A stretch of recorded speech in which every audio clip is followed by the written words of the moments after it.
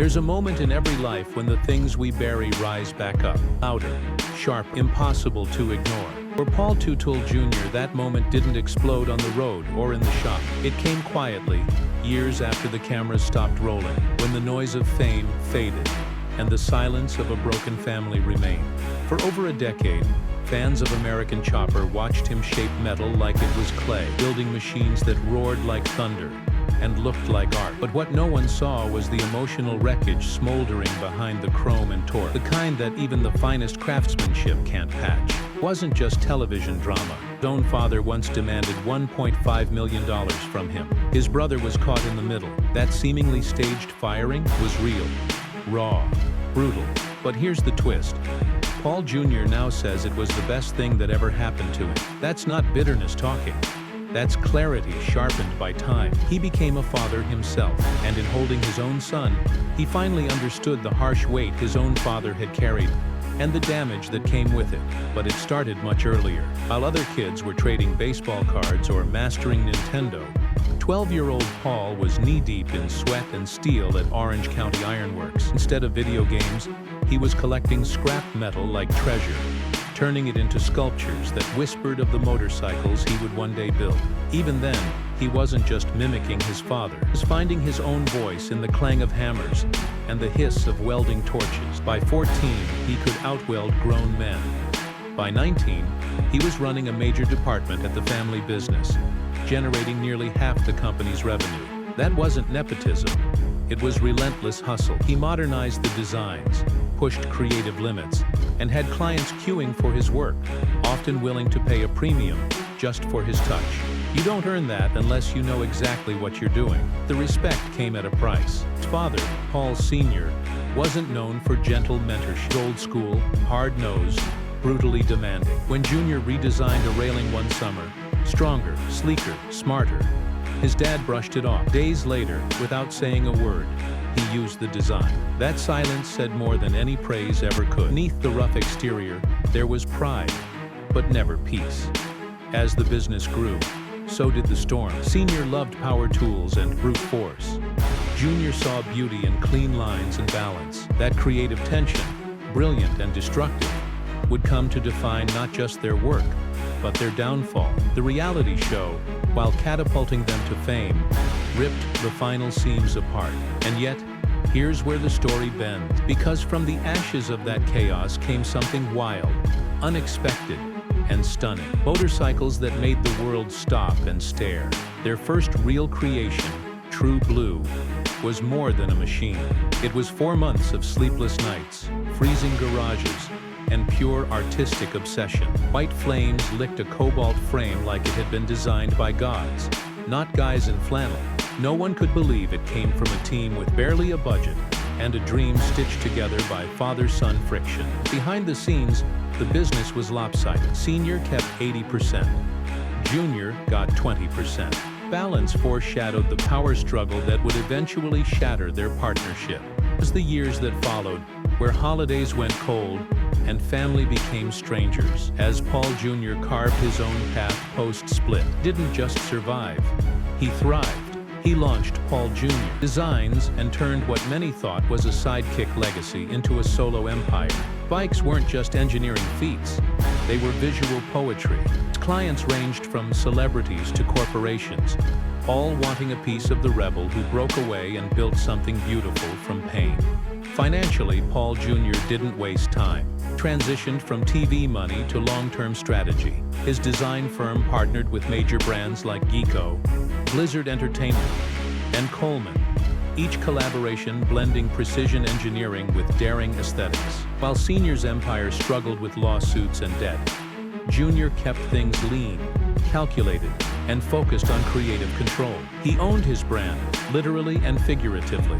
Luxury didn't elude him, but he never flaunted it. Paul Jr. invested in real estate quietly, multiple properties across the Northeast, including a custom-built home in Montgomery, New York, with high-tech security systems, sustainable materials, and an expansive private garage. Inside sat a collection of motorcycles that doubled as his life's portfolio, each worth tens of thousands. On his wrist, a Rolex Submariner, not just a timepiece, but a symbol of craftsmanship and resilience. His vehicle choices lean toward function meets style. Blacked-out Dodge Ram TRX, outfitted for speed and utility. Occasionally, he's been spotted in a sleek Porsche 911 Turbo S, his nod to high-performance elegance.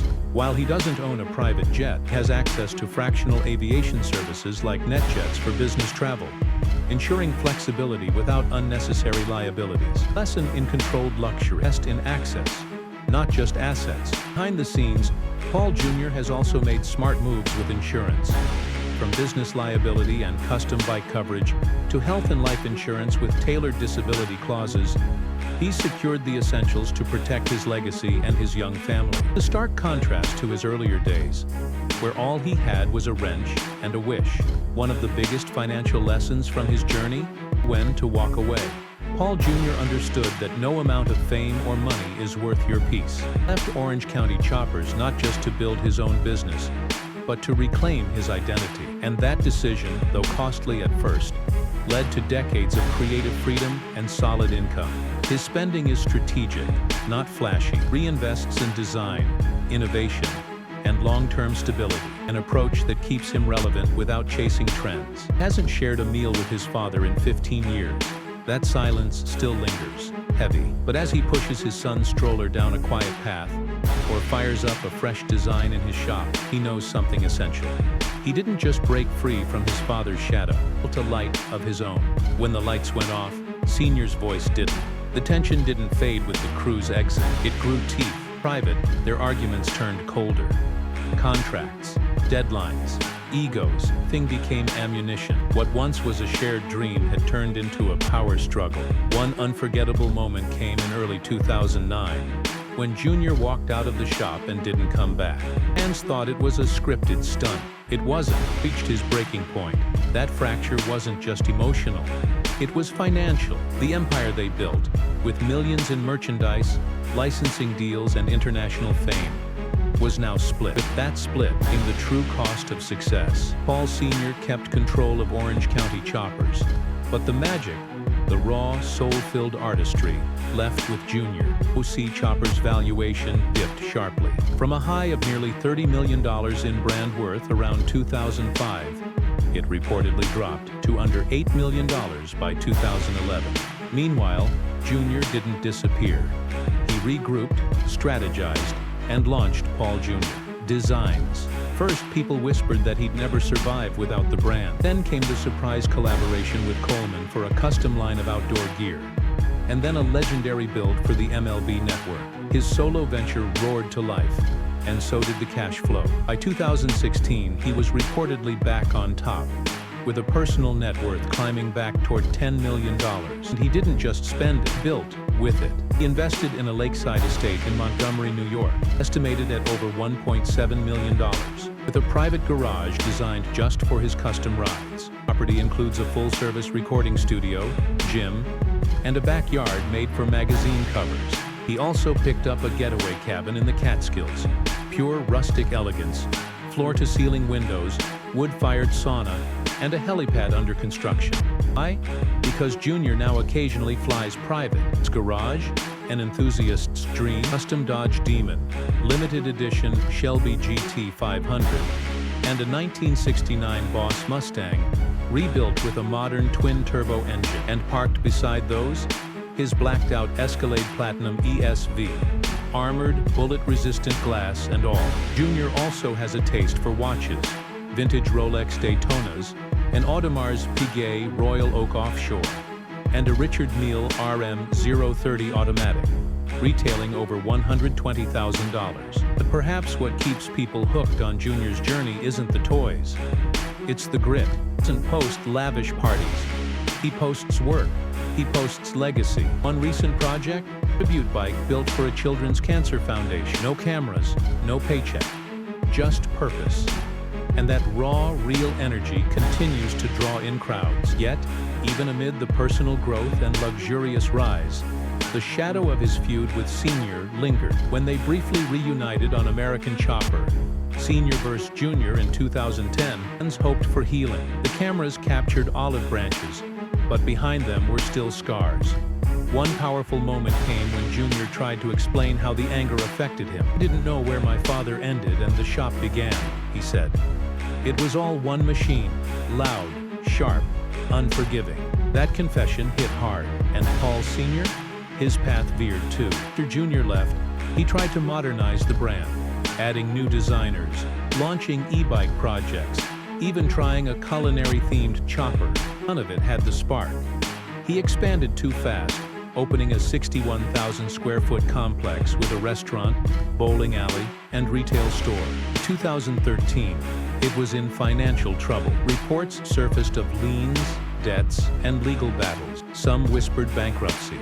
In 2016, the property was listed for sale, valued at $13 million, but takers were few. Still, Sr. pushed on. His real estate portfolio included a log cabin mansion in Montgomery, custom-built, and valued at $2.1 million. He also owns a vacation property in Florida, near Boca Raton, where he's often seen riding a custom three-wheeler. Unlike Junior, his collection leans old school. A vintage '67 Camaro SS, multiple Harley Softails, and a collection of Swiss timepieces, including a rare Panerai Luminor submersible. Yet in recent years, his tone has softened. In an interview from late 2023, he admitted, "Maybe I pushed too hard, just didn't know another way to get through." That moment of reflection surprised many. It was the first time in over a decade that he acknowledged his role in the family's unraveling. And just when people thought the story was winding down, another twist arrived. In early 2024, Junior hinted at a possible documentary, not a reboot, but a raw, behind-the-scenes tell-all. "Filmed so much," he said. "What you saw, that was the surface, more beneath it, and people need to know." The project is still under wraps, but sources close to the production say it could change the way reality TV is remembered. Not just bikes, not just drama. Legacy. The legacy, however, isn't just about two men. It's about a generation of builders inspired by their vision. One welding school in Ohio now teaches a full semester based on Paul Jr.'s design theory. Design College in Boston even launched a custom fabrication course named the Junior Method. But what continues to pull people in, what never fades, is the emotional truth behind the steel. When Junior built that 911 tribute bike, he didn't just weld metal, he welded memories, pain, honor. It was more than craftsmanship. It was connection, and that connection is what keeps people watching reruns, following Instagram posts, and visiting the OC Museum, hoping to feel a little of that old spark again. After all the pain, rivalry, and financial chaos, 2025 might bring an unexpected reunion. Whispers are circulating that both Teutul's have been spotted together. Not at a build, but at therapy, a shared session, healing in silence. No cameras, just a father and son. Maybe finally learning how to be both. Paul Jr. had waited patiently, holding back his dreams for a year under a non-compete clause, while the world watched from the sidelines. When the restriction finally lifted in April 2010, he didn't just return to bike building. He ignited a revolution. Followed was nothing short of stunning. Key figures from Orange County choppers, Vinny DiMartino, Joe Pulifico, Nub Collard, even his own brother Mikey, abandoned ship to stand beside him. This wasn't a subtle departure. It was a full-blown mutant. The fallout gutted Paul Sr., who watched his empire unravel as his son built a rival brand just across the street. The drama, the betrayal, the family split. It was all too tempting for television to ignore. Discovery Channel seized the chaos and launched Senior vs. Junior, a reality series that made dysfunction marketable. Behind the scenes, what began as a family feud quickly transformed into one of the most emotionally charged reality sagas ever televised. The bikes, once the centerpiece, became secondary to the emotional wreckage unfolding on screen, and yet it was impossible to look away. One reviewer called it Tantrum TV, and it fit like a glove. Each week, audiences chose sides. Was Paul Sr. a controlling traditionalist, or was Junior the rebellious visionary finally breaking free? It's the high-octane TV battles. Paul Jr. met Rachel Beast. She wasn't just another guest on set. She came in wearing a yellow jumpsuit as the McCuff girl, and left with Paul's heart. Their connection sparked instantly.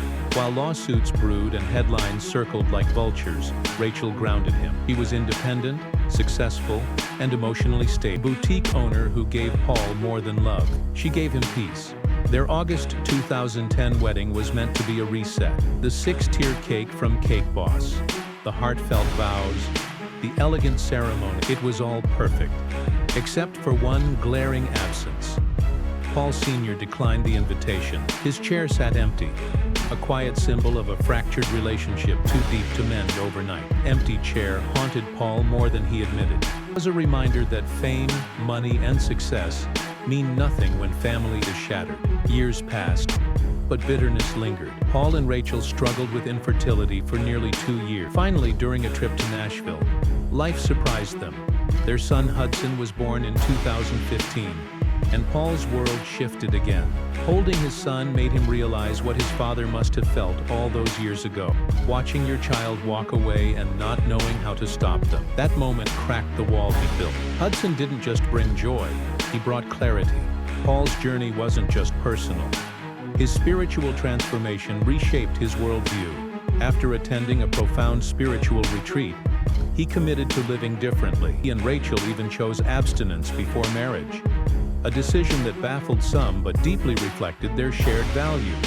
Eventually, Paul began publicly sharing his story. What was once just wrench and steel became testimony and truth. Through faith, he found strength to initiate reconciliation, not just for himself, but for his son. Because silence, he realized, was its own legacy, and he refused to pass it on. His business success ran parallel. After leaving OCC, many doubted Paul Jr. would last, but instead of fading, he pivoted. During his non-compete period, he helped redesign a Coleman grill and consulted on urban pet projects. This wasn't survival, it was strategy. By 2012, his company, Paul Jr.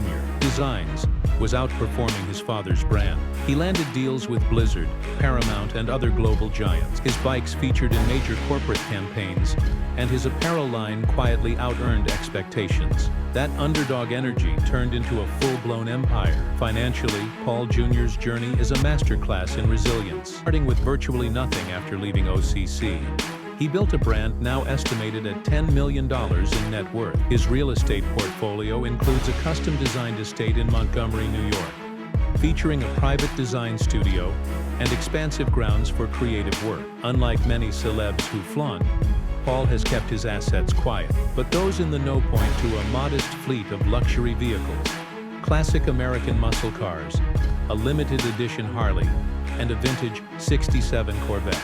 His timepiece of choice, Breitling Navy timer, sleek, understated, precision crafted. It's less about flash, more about legacy. His investments extend beyond bikes. He holds stakes in several design collaborations and launched a niche product consultancy firm. Rumors also suggest he's in talks to co-develop a line of modular furniture aimed at millennials. As for private jets, Paul has preferred chartering over owning, a financially savvy move considering long-term maintenance and depreciation. Insurance? That's where Paul shines quietly. Insiders confirm he holds multi-tiered coverage, ranging from health to career liability to asset protection. After years in a volatile industry and a family legacy of explosive drama, he's learned to insulate his empire. Financial advisor close to him once said, "Build bikes, but he thinks like a hedge fund manager." So what's the takeaway from Paul Jr.'s saga? Never underestimate the power of controlled reinvention. His choices teach us that growth often demands risk, walking away from comfort, redefining identity, choosing grace over ego. From courtroom battles to televised breakdowns, from absent fathers to present faith, Paul Jr.'s life is a mosaic of pain, power, and perseverance. One of the most emotional moments came in 2011 with the passing of Helen Teutul, Paul Jr.'s grandmother and Paul Sr.'s mother. For the first time in nearly 2 years, Jr. picked up the phone and reached out. "She loved you very much," he said. "I'm sorry for your loss." It wasn't a reunion, it wasn't forgiveness, but it was human. And in that moment, behind the noise of reality TV and corporate deals, two men who had once been father and son remembered who they were. Their rivalry may have sparked ratings gold, but it was their reconciliation, tentative, fragile, unfinished, that struck the deepest chord. Because in the end, the real story wasn't about motorcycles. It was about mending what fame had fractured. Maybe, just maybe, that's the most powerful build Paul Jr. ever completed. And there you have it. Hollywood's latest whirlwind of secrets, comebacks, and jaw-dropping twists. From emotional reunions to royal shakeups and career reinventions, this week had it all. If you love the drama, and who doesn't, go ahead and like, comment your favorite moment, and subscribe for more star-studded deep dives. Trust us, next week's stories will be even juicier. Until then, remember, in Tinseltown, the spotlight never sleeps, and neither do the secrets behind it.